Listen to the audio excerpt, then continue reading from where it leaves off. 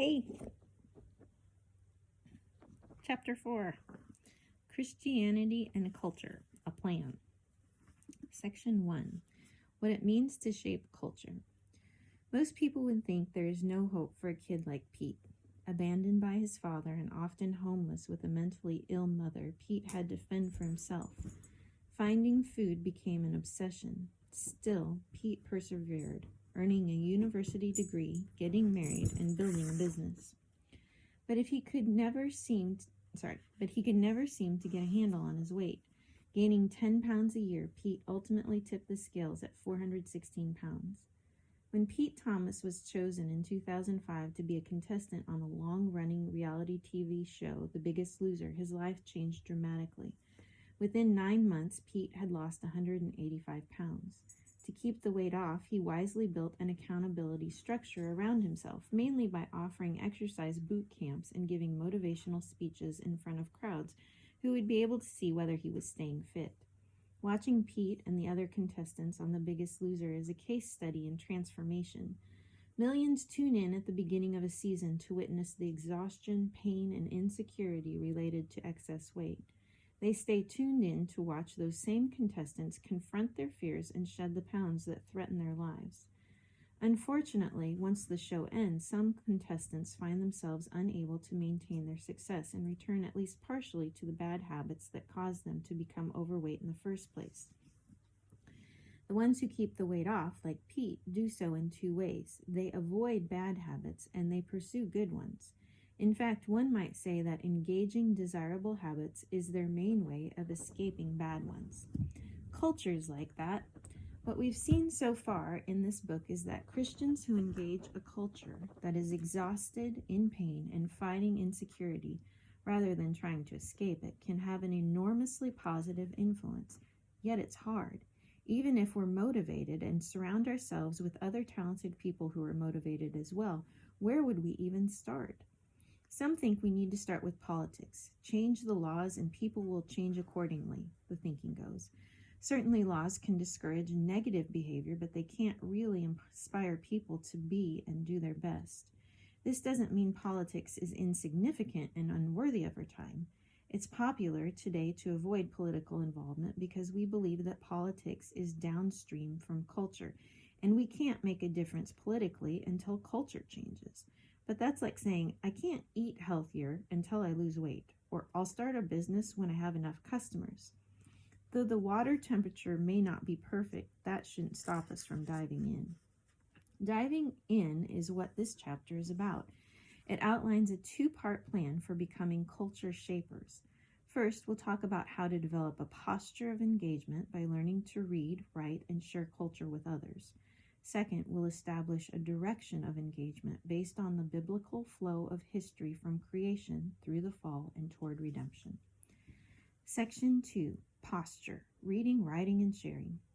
Just as martial arts develop a stance from which a variety of movements are possible, having a strong sense of what is actually true about God, the world, and our relationship to God allows us to assume a thoughtful stance, or posture of engagement, from which we can spring into action in a variety of ways.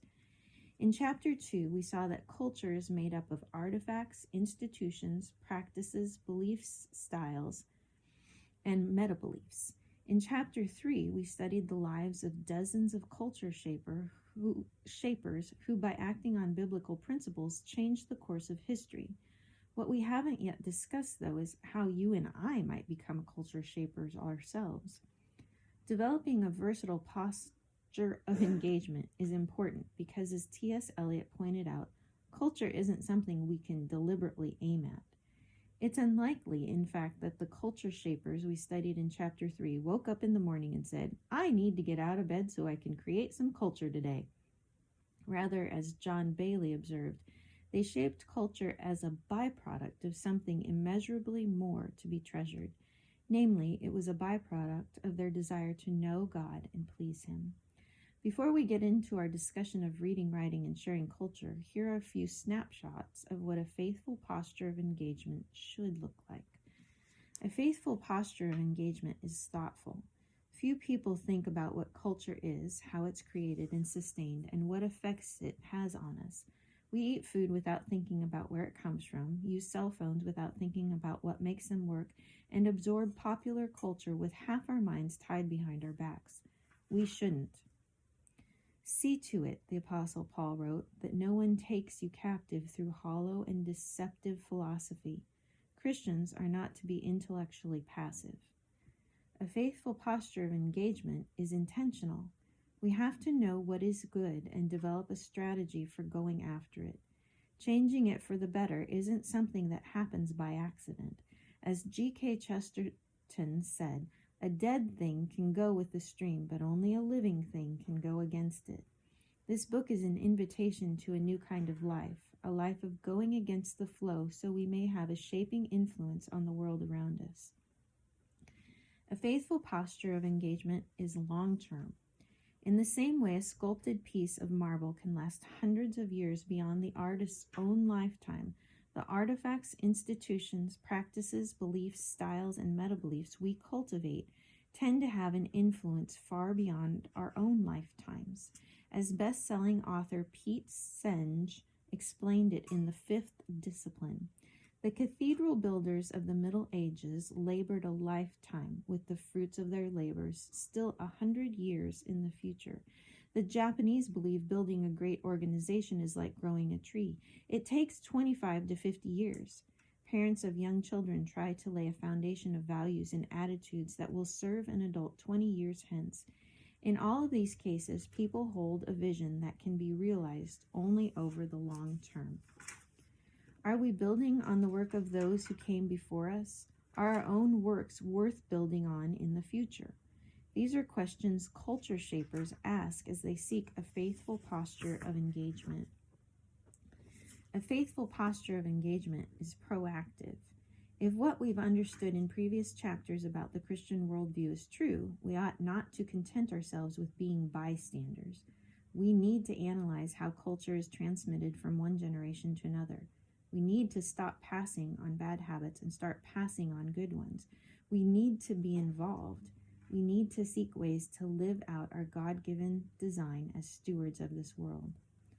Thoughtfulness, intentionality, long-term thinking, and proactivity are all part of a faithful posture of engagement.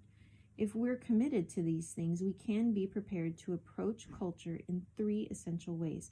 First, we contemplate culture. That is, we become culturally literate so we can accurately read what is happening around us. Second, we cultivate culture by living with virtue, awareness, and wisdom. Third, we enter into community by involving ourselves with people who challenge us to do our best. Let's look at each of these aspects. Contemplating culture. If you want to understand how to use a complicated piece of machinery, you have to read the directions. If you can't or won't read them, you could hurt yourself or others. Culture is the same way. Being culturally illiterate is dangerous. Kevin Van Hooser says, cultural illiteracy is harmful to our spiritual health. Christians need to know how to read culture because first, it helps to know what is forming one's point. It helps to be able to name the powers and principalities that vie for the control of one's mind, soul, heart, and strength. Christians need to become culturally literate. Second, so that they can be sure that the scripts they perform in everyday life are in accord with the scriptures, the story of what God is doing in Jesus Christ through the Spirit to give meaning and life to the world, rather than some other story. Finally, Christians need to become culturally literate because we need to know where we are in the drama of redemption. Cultural literacy is more than just scanning culture with our eyes. As Dr. Ted Baer from Movie Guide points out, just as we teach kids grammar, we can use and understand language well. Just as we teach kids grammar so they can use and understand language well, we need to teach them the grammar of cultural engagement, a structure that, if we understand it well, opens up a whole new level of communication. What we're talking about isn't a disengaged kind of contemplation. Catholic priest Richard John Newhouse was highly regarded as a social commentator among Protestants and Catholics alike. A liberal social activist in his early days, Newhouse became known for winsomely advocating a conservative approach to life and society. In his article, Telling the World Its Own Story, Newhouse commented on serving for several years as a liaison between Dr. Martin Luther King Jr. and civil rights groups in the northeastern United States. He recalled a common saying of Dr. King's, "Whom you would change, you must first love, and they must know that you love them." We must love what we hope to change. We don't ordinarily think of contemplation as something that involves love, but it does. If we really want to get to know a person, we must love him or her first. Knowledge is the same way. As philosopher Esther Lightcap Meek puts it, we love in order to know. Love, not bare information amassing, should characterize the way we relate to the world. Newhouse specifically related the idea of loving to such activities as the arts, music, and academic work in history and physics and the sciences. If we make a difference in any of these things, we must come to them and to the people involved in them with love, with a vision of a more excellent way, with a proposal imposing nothing, only proposing. Cultural anthropologists are not disinterested observers. Only when we care and show it will culture open its secrets to us. Not only must we love culture to understand it, but our love must fuel curiosity. If you've ever fallen in love, you know what it means to say, "I want to know everything there is to know about you." You love the mystery of the person, but at the same time you feel compelled to peel back the layers, to somehow enter into the mystery through understanding. Culture reveals itself through what cultural anthropologists call texts, which are maps and scripts that orient us in life and give us a sense of direction. These texts include not only what books and films and works of art say, but their structure as well. Our Western idea of a song, for example, has a sequence that establishes equilibrium, develops tension, and then resolves it. This structure, as much as the message, affects our engagement. Television programs operate with a similar structure, explaining the world in which the characters operate, creating a tension of the characters must deal with, and then resolving that tension. Even the tension itself has a structure to it. Our favorite songs have hooks that keep us listening. Television programs create plot spikes that raise the level of tension just before a series of commercials to increase the likelihood that viewers will stay tuned in. Those who've studied the Christian worldview can immediately see that the equilibrium, tension, resolution sequence common to popular culture closely mimics the creation, fall, redemption structure of the Bible's story of the world. We aren't just watching a story, we are living it. And the tension we feel is of living in a culture that isn't as it ought to be. We long for ultimate redemption. Contemplating culture means avoiding the temptation to numb ourselves to this tension. Rather, we should be like the Mars rover, probing and exploring our culture, reading it as we would a text. Van Hooser says readers of culture ought to be able to answer the following questions. Who made this cultural text and why? What does it mean and how does it work? What effect does it have on those who receive, use, or consume it? Perhaps the essential feature of a cultural text is the world it projects, its proposal about what it is to be human. As Van Hooser suggests, we need to contemplate what is behind the cultural text we're seeking to understand, as well as what is in it and in front of it. Looking at what is behind the text means thinking about how it is communicated. How does it grab our attention? Does it do so with excellence? Thinking about what is in the text means contemplating its message. What is this text telling us about what is actually true?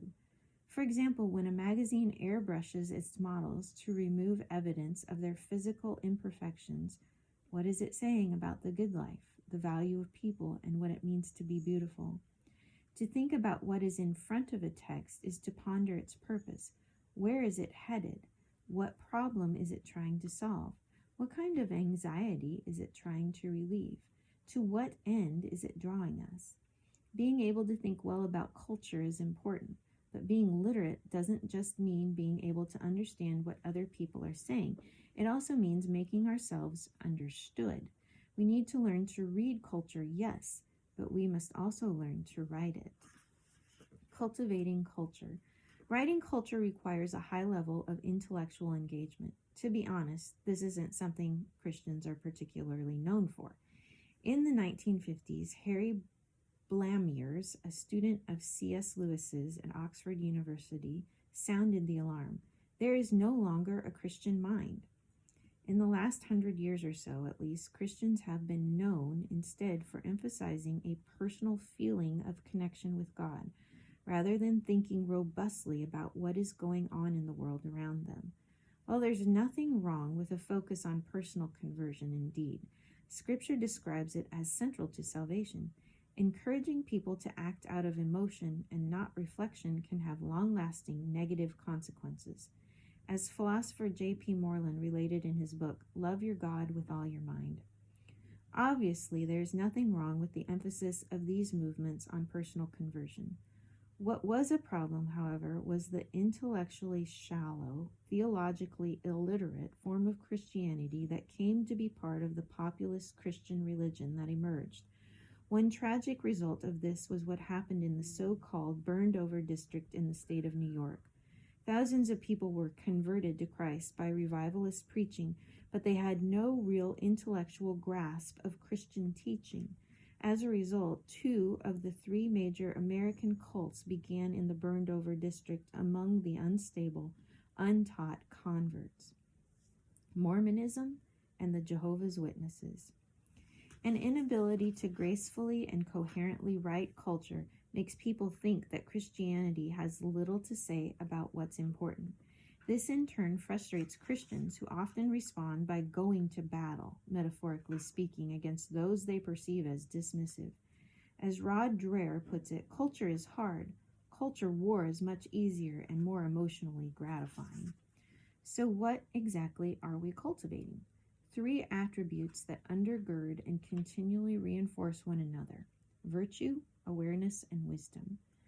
Virtue results from cultivating our souls to the point where our actions naturally match our beliefs. Andrew Kern, founder and president of the Cirque Institute, notes that this involves being respectful people who cultivate good taste and appreciate the greatness of wisdom and virtue. Many people think of education as something we submit to only so we can get ahead. According to Kern, though, we should be asking not, what can I do with this learning, but what will this learning do to me? Learning changes us, and the virtuous person is committed to being changed for the better. Awareness. True virtue doesn't separate us from the world. Instead, it makes us more skillful in engaging it. One year I watched the Super Bowl with a group of friends that included a well-known Olympic athlete. My athlete friend seemed to pay only scant attention to the game as he visited with people, played with his children, and helped with food preparations. And yet when anything happened in the game, he seemed to instantly understand what occurred and why. He paid better attention with 10% of his focus than I did with 100% of mine. Living in a community with a significant number of professional athletes, I'm starting to realize that success in athletics requires a high level of sensory awareness, which in turn can lead to success in many other areas of life. Wisdom. Virtue and awareness combine to produce what Aristotle called prudence, or practical wisdom. Wisdom deepens our experience with everything around us. In his book, Culture Matters, T.M. Moore relates a conversation he had with a classical guitarist, Phil Keaggy. The way Moore described the effect of Keaggy's music on him displays how the twin headlights of a desire for virtue and strong sensory awareness illuminate the path to wisdom. And this is what he said: I would say your music, at least my experience of it, tends to tap into some affections that I don't normally experience: wonder, majesty, pain, and teaches me how to feel those things. This is really important to me because as I exercise those affections listening to your music, I find they are more readily available to me in other areas of my life. When I come into the presence of God's glory, when I'm worshiping Him, or when I'm called on to minister to someone in some new or unexpected way. Most people don't think this deeply about music. If they did, they might experience the connection between virtue and awareness that produces wisdom, not mere amusement. Together, virtue, awareness, and wisdom generate the kind of curiosity and learning that bridges the gap between what we believe and what we do. They span the gulf between seeing what culture looks like and recognizing the areas in which we ourselves can shape culture. It turns out that cultural leaders acknowledge this unique combination of contemplation and cultivation as an important key to real-world success. Robert Thomas operates a leadership think tank that's part of one of America's largest business consulting companies and is perhaps best known for his book Crucibles of Leadership. A crucible is a reference to a container in which alchemists in the Middle Ages would melt lead over intense heat in the belief that it would transform into gold. For his book, Thomas interviewed 88 leaders in business, government, the military, social movements, and the performing arts, focusing on those who had a proven ability to grow and sustain organizations in times of trial. He concluded that what set these leaders apart was not talent, though talent is important. Rather, it was their approach to learning. Outstanding leaders, Thomas discovered, are ambitious about learning from their experiences and the experiences of others. Culture shapers are driven to know more. They hang around places where culture is birthed, ask questions, meet people, and practice their own skills. They take risks, try things themselves, and evaluate their experiences so they can improve. They get into the fray. Entering into community. If you want to be a great author, you've got to read great authors and then try your hand at writing. But there is one more step. You have to share your work with others. Sharing your work with mentors not only helps you improve, but also enlists others as cheerleaders and perhaps even champions for your work. If you want to shape culture, you've got to share. As Os Guinness expresses it, individual ideas certainly have a logic of their own, but when ideas are linked together and framed as a set of ideas, as in a worldview, and when they are lived out in conjunction with others, they form an even stronger character and social shape. Such ideas have inevitable cultural consequences. Are you done? Okay, just a minute. Let me finish this paragraph. I'm going to finish this paragraph and we'll take a break. In other words, if you want to achieve the excellence and focus necessary to generate good culture, you have to find out where culture is formed and go there. The infamous bank robber, Willie Sutton, when asked why he robbed banks, said, "Because that's where the money is." He was on to something. If you want money, you have to go where people work with it. If you want to make spectacular food dishes, you have to be around great chefs. If you want to shape culture, you must walk alongside those who shape it. Culture shaping ability isn't something we're born with. It's something we find in relationship to others. A famous example of such culture-creating community is the Inklings, a group of Oxford scholars that included C.S. Lewis, J.R.R. Tolkien, Charles Williams, Owen Barfield, Hugo Dyson, and others at various times. The members gathered at places like the Eagle and Child Pub in Oxford to read their work and invite critique. Sometimes they just gathered to talk and debate and commiserate about their difficulties. In his novel, The Place of the Lion, Williams wrote, "Much was possible to a man in solitude, but some things were possible only to a man in companionship, and of these the most important was balance. No mind was so good that it did not need another mind to counter and equal it and to save it from conceit and blindness and bigotry and folly." It's hard to imagine that he didn't have the inklings in mind when he penned these thoughts. The principle of culture creating community is true at a deep level, even explaining how culture organisms as large as nations grow and develop. There is a family-like aspect to it, people gathering around common beliefs and generating good ideas. Nations aren't just political districts. They are like family reunions for ideas. In fact, the Mandarin word for nation, however you say that, literally means kingdom family. I recognize that all this may seem very theoretical, but the impact is very real. Demonstrating how this is so has been the life work of a sociologist named Randall Collins. In his book, The Sociology of Philosophies, we can gather at least 3 insights about the kind of community that can help us become shapers of culture. And I need to stop there.